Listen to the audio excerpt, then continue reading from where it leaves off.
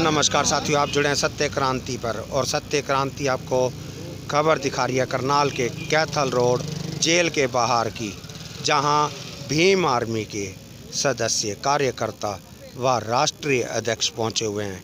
हम इनसे जानना चाहेंगे। जिला अध्यक्ष हमारे साथ विशाल सब्रवाल जी हैं। हम इनसे जानते हैं क्या कारण रहा, आज क्यों इकट्ठे हुए। देखो, कई दिनों से हमारी बहन नवदीप कौर हैं, वो जेल में रखी गई हैं। इस सरकार की मंशा तो सबको पता है। लगभग 7 साल हो चुके हैं। 7 साल में इन्होंने दलित एक्टिविस्ट हैं जो समाज के लिए भलाई का कार्य कर रहे हैं, उनको जेल में डालने का काम ये सरकार करती आई है और शायद करेगी भी, क्योंकि निकम्मे लोगों का रवैया बदलता नहीं होता। तो ये निकम्मी सरकार है। तो जब प्रशासन हमें इस मामले की जानकारी लगी कि फेक केसों में हमारी बहन को उठाया गया है, जेल में रखा गया है और लगभग 3 FIR और कई 40 से 50 धाराएँ एक 23 साल की लड़की पर लगा देना, और वो भी फेक, कहाँ तक अन्याय की बात है। और उसके बावजूद जब हमारे एडवोकेट चंद्रशेखर आज़ाद जी ने 13 तारीख को मैसेज डाला, इनके पास मेल करवाई कि मैं बहन से मिलने आ रहा हूँ, उसके बाद इनका रवैया क्या रहा आपके सामने था। तो ये कहते हैं कि हमें जानकारी नहीं थी। जानकारी तो आपको पता ही है किस प्रकार की। अगर इनके पास जानकारी नहीं है तो क्यों डिजिटल इंडिया की बात कर रही है सरकार? क्यों मेल तो इनका अंश है, एक संवैधानिक कार्रवाई का तो मेल तो अंश होता है। राष्ट्रीय अध्यक्ष द्वारा मेल के परमिशन के लिए मेल की गई थी। हाँ, हमारी लीगल टीम होती है, किसी भी संगठन की टीम होती है, जैसे IT सेल होता है, लीगल टीम होती है। लीगल टीम्स के द्वारा मेल की गई थी, क्योंकि राष्ट्रीय अध्यक्ष जी इतने मैं उस लेवल के नहीं मानता कि एक सुप्रीडेंट को मेल करें। तो वो पूरे भारत को देख रहे हैं, नहीं उनको पास इतना समय होता। हमारी लीगल टीम मिल के भी गई थी और हमारी लीगल टीम ने उनको मेल भी की थी। जवाब में कुछ भी नहीं आया, क्योंकि ये अपनी मेल खोल के देखते ही नहीं है शायद। विशाल जी, जैसा कि सुनने में आया है DGP तक मेल हो चुकी थी मुलाकात के लिए, परमिशन मांगने के लिए, मगर अभी तक कोई भी जवाब भीम आर्मी के पास नहीं पहुंचा।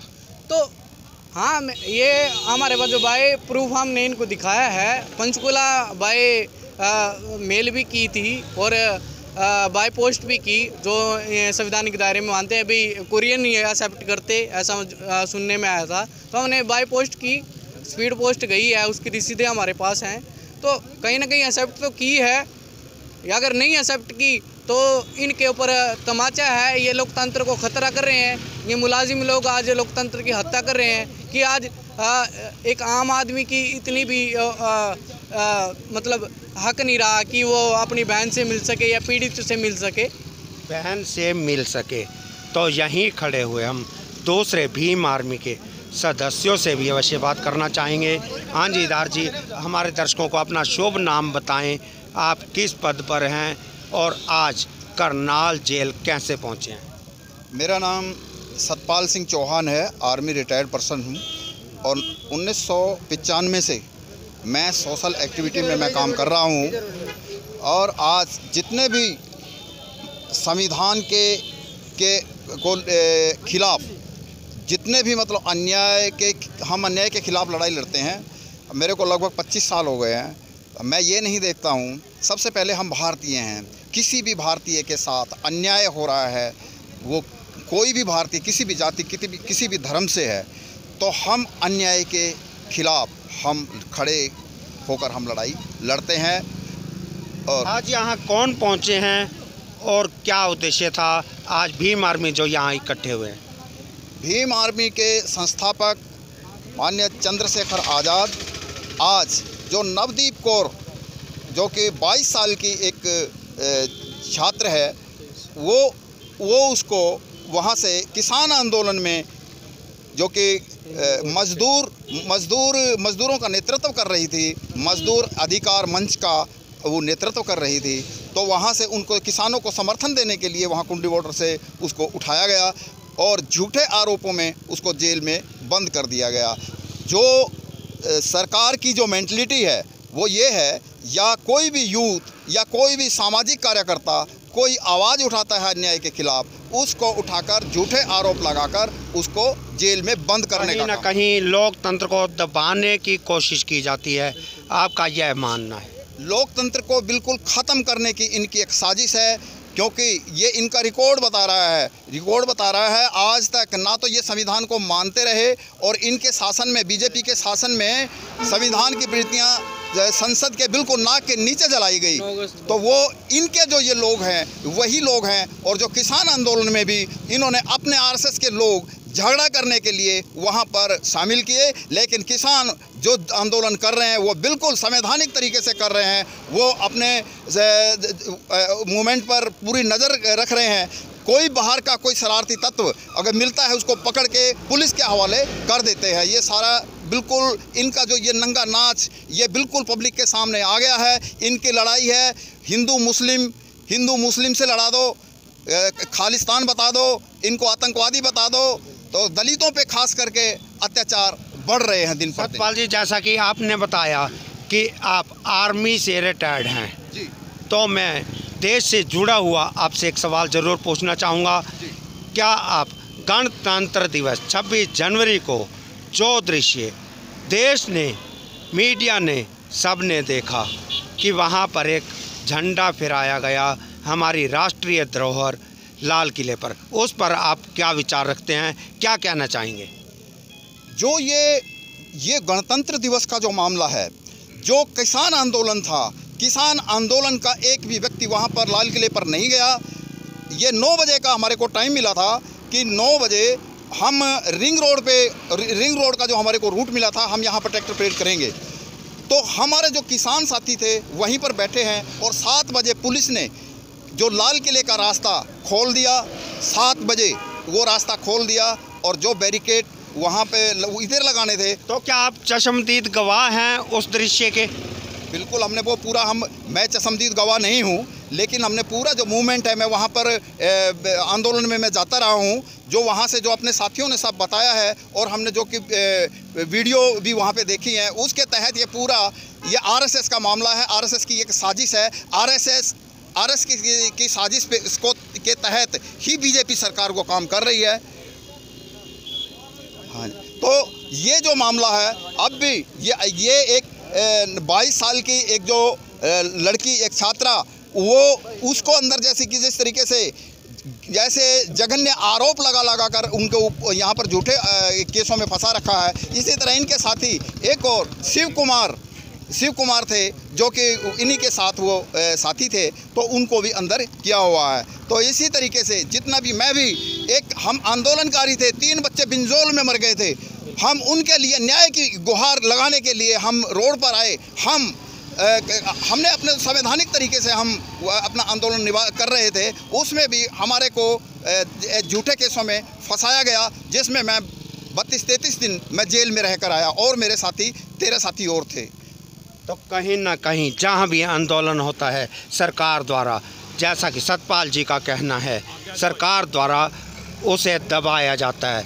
तो इसी के साथ हमारे साथ मीडिया पर भारी, महिला मीडिया पर भारी, तो हम जानना चाहेंगे यहाँ लोग यहाँ पहुँचे हुए दूसरे सदस्यों से। हाँ जी सर, आपकी क्या राय है नवदीप कौर के विषय में, क्या कहना चाहिए? नमस्कार साथियों, हमारी भीम आर्मी जो भी हमारी बहन नवदीप कौर है, इसको अरेस्ट किया गया है। इसके हम खिलाफ जो भी शासन और प्रशासन हमारा बीजेपी का है, वो बिल्कुल हमारे गरीब लोगों के पीछे लगा हुआ है, और अनुचित तरीके से संविधान को दायरे से बाहर निकलकर इन लोगों ने इनके ऊपर धाराएं लगाई। और आज हमारे राष्ट्रीय संस्थापक भाई चंद्रशेखर आज़ाद जी यहाँ पर आए हुए हैं, और वो गरीब और मजलूमों की एक आवाज़ बनकर, वो एक नया चेहरा बनकर आज हम इस जेल में मिलवाएंगे, और अगले हफ्ते तक हम इनको कोशिश करेंगे जमानत करवाने के लिए। अपील करेंगे शासन और प्रशासन से, ताकि हमारी बहन को जल्दी से जल्दी न्याय मिले। और जो ये हमारा प्रशासन है बीजेपी का और संघ का जो शासन इन्होंने चलाया हुआ है, वो देश के अंदर बहुत ही खतरनाक है, और आम आदमी के खिलाफ उन्होंने 100% लड़ाई लड़ रहे हैं। इसलिए हमारी भीम आर्मी इन चीज़ों को सहन नहीं करेगी, और हम जल्दी से जल्दी एक बहुत बड़ा प्रोटेस्ट इसके खिलाफ करेंगे। हमारी शासन और प्रशासन से जल्दी उम्मीद है कि वो हमारी बहन को जल्दी से जल्दी रिहा करे, क्योंकि इन्होंने जो भी इनको ऊपर धारा लगाई हुई है सभी अनुचित तरीके से है और संविधान के दायरे से बाहर है। संविधान के दायरे से बाहर है। हाँ जी सर, जैसा कि आप सोशल एक्टिविस्ट हैं तो आप बताएं, अगर आज राष्ट्रीय अध्यक्ष चंद्रशेखर रावण जी को मुलाकात नहीं करने दी जाती तो उसके बाद भीम आर्मी का अगला कदम क्या होगा?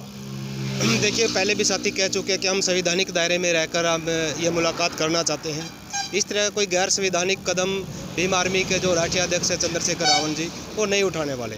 वो कानून के दायरे में ही रहकर वो अब की बार नहीं तो अगली बार वो हरियाणा सरकार से परमिशन लेकर नवदीप कौर को मिलने का काम जरूर करेंगे।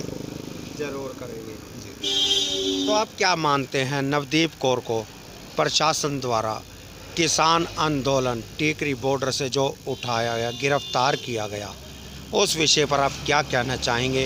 क्या यह उचित है या उन्हें भी झूठी कार्रवाई में फंसाया गया?